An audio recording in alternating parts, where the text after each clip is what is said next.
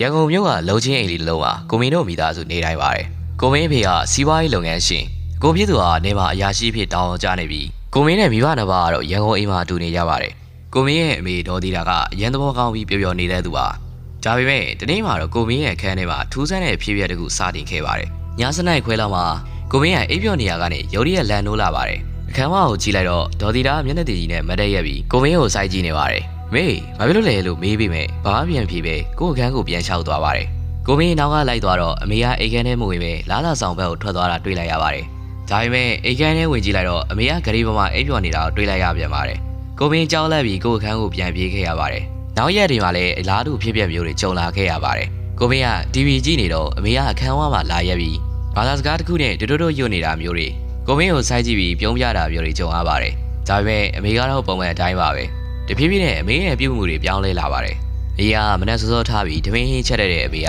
အခုတော့နေ့လယ်12နာရီလောက်မှအိပ်ရထားပါတယ်။မျက်နှာကလည်းဖြူဖြော့ပြီးမျက်ကွင်းနဲ့ညိုမဲနေပါတယ်။အိမ်သားတွေနဲ့စကားသိမ့်မပြောတော့ပဲတယောက်တည်းနေတတ်လာပါတယ်။ကိုမင်းကအမေကိုတင်းမေးကြည့်တော့မှပဲအမေကငိုယိုပြီးအမှန်တိုင်းဖွင့်ပြောခဲ့ပါတယ်။တားဖေကညာတိုင်းအမေခင်နဲ့လာပြီးအမေကိုနှိပ်စက်တယ်တဲ့။ကိုမင်းအော်သွားပါတယ်။အဖေကညာဘက်အလုပ်ကိစ္စနဲ့ခီးထွက်နေတာများပါတယ်။မေကသူ့အင်ကြီးကိုလမ်းပြလိုက်တဲ့အခါမှာတော့ကိုမင်းသွေးပြတ်သွားပါတယ်။မေကျော်ပြမှာလက်သေးရာတွေတွားကားရာတွေနဲ့ညုံမဲဆွဲနေတဲ့တန်ရာတွေကိုတွေးလိုက်ရလို့ပါ။မေပြောတာကညာဘက်ဆိုရင်အဖေနဲ့တူတဲ့ပုံစံတစ်ခုကလာပြီးဓမ္မပြုကြည့်လေးရှိတယ်လို့ဆိုပါတယ်။ကိုမင်းလည်းအဖေနဲ့တိုင်ပြီးအမေကိုစိတ်ချမ်းသာရေးစေကိုပို့လိုက်ပြီးပဲမသက်သာခဲ့ပါဘူး။ညမှာကိုမင်းကအဖေမရှိတော့မိခန်တွေကိုသွားဆောက်အိပ်ပါတယ်။ညတကောင်ကျော်လောက်မှာတော့အမေကဂရီပေါ်ပါမတက်ရက်ပြီးကိုလုံးတီးနဲ့လက်အုပ်ချီကကျမကိုလှုပ်ပေးပါတော့ကျမကယောက်ျားရှိပါတယ်လို့ငိုယိုတောင်းပန်နေတာကိုတွေးလိုက်ရပါတယ်။ကိုမင်းကမိဖွေးကြည့်လိုက်တော့အမေရှိမှမဲနှဲနေတဲ့အရေးတံကြီးတစ်ခုရက်နေတာကိုတွေးလိုက်ရပါတယ်။နောက်ဆုံးမှာတော့ကိုမင်းကနမဲကြီးပြောကဆရာတယောက်ကိုအကူအညီတောင်းလိုက်ပါတယ်။ဆရာကအမေဝေစာကိုကိုင်ကြည့်ပြီးမင်းမေကိုနားစိလို့ခေါ်တဲ့မိန်းမတွေကိုဒုက္ခပေးတတ်တဲ့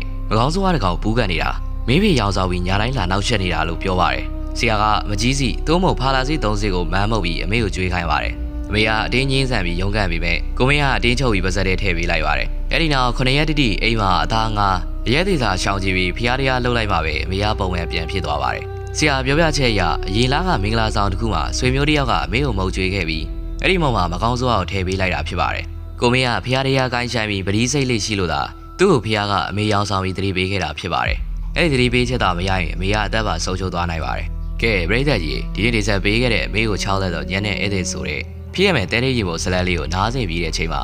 ဇိမ်းတွေဒါမှမဟုတ်မရင်းနှီးတဲ့သူတွေပေးတဲ့စားသောက်တွေကိုတတိထားစားသောက်ဖို့သင်ခန်းစာရကြမယ်လို့မျှော်လင့်ပါတယ်